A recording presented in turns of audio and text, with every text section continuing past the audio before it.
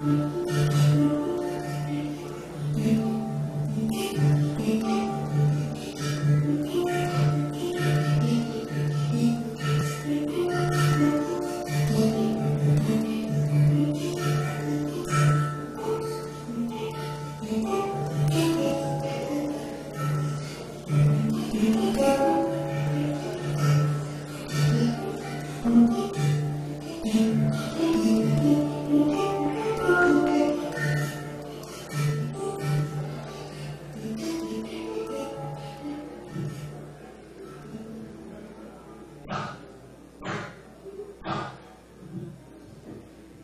evening, and welcome to today's meeting of the Commonwealth Club of California.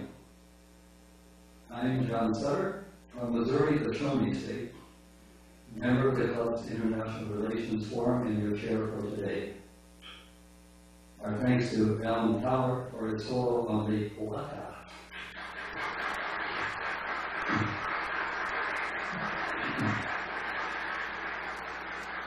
It's my pleasure to extend a special welcome to any new club members who are here.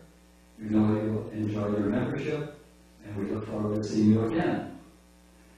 Now, I'd like to mention the upcoming International Relations Forum event that will take place on October the 15th, called, finally, a U.S. National Peace Academy, something that we World Fellows have been looking forward to for many years. For other upcoming programs, I invite you to check the magazine, The Commonwealth, or our website, www.commonwealthclub.org. You can register for these programs on the club's 24-hour reservation line, 415-597-6705, or online. After the program, questions, short questions, may be made from the microphones in the two aisles. So as not to interfere with any recording of this program, please make sure now to turn off your cell phones or other electric gadgets. I will now pause for a moment before we begin recording our program.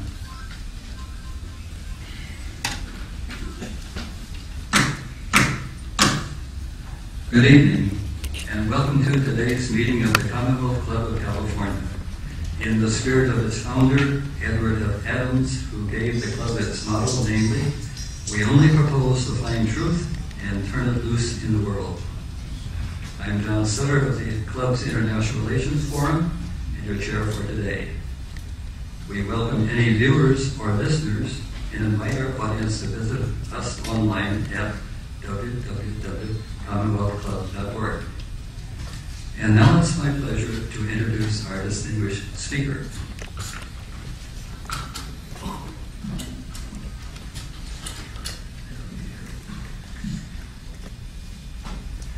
This evening our speaker is Richard Gage of the American Institute of Architects, speaking on 9/11 Blueprint for Truth, re-examining the destruction of the three World Trade Center towers. Mr. Gage is a San Francisco Bay architect and founding member of Architects and Engineers for 9/11 Truth, an organization that has grown to over 800 professionals around the world, whose website is www.ae911truth.org. He's been a practicing architect for over 20 years and has worked on most types of building construction, including fireproof steel-framed buildings. Recently, he worked on the construction documents of a 1.2 million square foot mixed-use project, including a 320,000 square foot office building involving about 1,200 tons of steel framing. Mr. Gage became interested in researching the destruction of the WTC fire bases after hearing Professor David Ray Griffin, who had written on omissions and distortions of the 9/11 Commission report, and who on April 3rd, 2006, spoke in a packed house here in the Commonwealth Club. Why, in contrast to the conventional wisdom, have an increasing number of Americans called for a really independent investigation of what happened on September 11, 2001? Was it for partly because the Commission's report was not the product of the Commissioners so much as of its executive director, a close friend of Condi Rice, who had been in touch with Carl Rove, and who wouldn't allow any of the many investigators to have any connection with the members of the Commission itself. Was it partly because there were free World Trade Center towers that, quote, collapsed, unquote, not just the two in the Commission's report? Following Mr. Gage's presentation, he will take questions from the microphones in the two aisles. The program ends at 7 o'clock, after which the club will sell copies of his DVD on the subject at the table in the lobby. Without further ado, Richard Gage.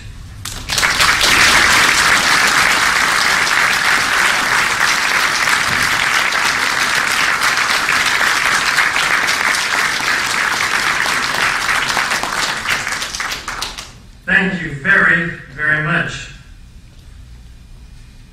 And good evening, friends of the Commonwealth Club of California.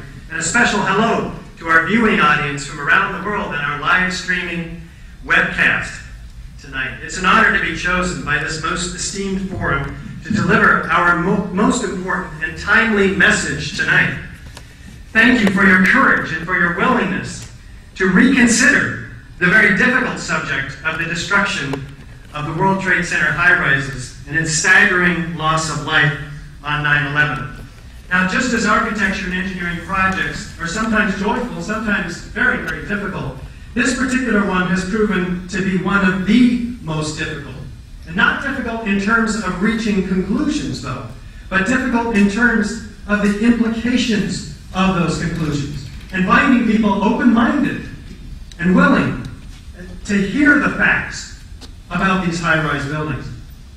How many of you were able to watch the National Geographic entertainment special last week, 9/11 Science and Conspiracy? Great. Well, guess what? We were featured on the conspiracy side of the equation, along with a series of highly questionable experiments by what is essentially a defense contractor, Emertech of New Mexico. We spent over 1 hour in our interview with National Geographic, highlighting all of the evidence that you're going to see tonight. Guess how much of it was aired in this fair-balanced journalistic piece? 0. Nada.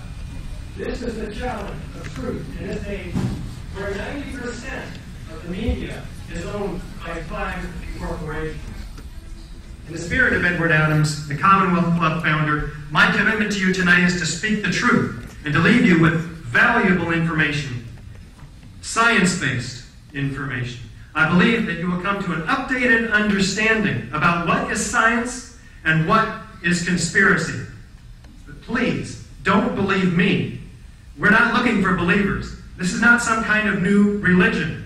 I implore you, check out every fact you hear tonight, because it is extremely important that we know the whole truth about this event. After all, it served as the pretext for the invasion of 2 countries in which already over 1 million people have perished, and the loss of many of our hard-won freedoms through legislation, and the freedoms that we've cherished here in the United States, and a host of other ills as a result of 9/11 that we're suffering from currently as a nation. Now, all of this remains intact if we continue to ignore or sweep the truth about 9/11 under the rug of history. And only the truth about 9/11 will stop another 9/11 type attack from happening again. So we must dedicate ourselves to finding out exactly what happened and why, and to bring those actually responsible to justice. So these are among the many reasons that we must peer into this painful part of our recent history and re-examine the relatively new evidence, physical evidence from 9/11 that we've not seen in the mainstream media. As one of our mentors, Joe Princiota, points out, to identify the perpetrator, first know the crime. That's what we focus on, the evidence found at the crime scene tonight, as well as witness testimony. Interestingly, a 2007 poll by Scripps Howard Ohio University found that 16% of Americans believe that the World Trade Center Twin Towers were brought down by explosives. Let's take our own poll here tonight and find out where we are. How many of us pretty much believe the official story that's been handed to us by the media, the government, myself, up until 3 years ago, being a regular Republican.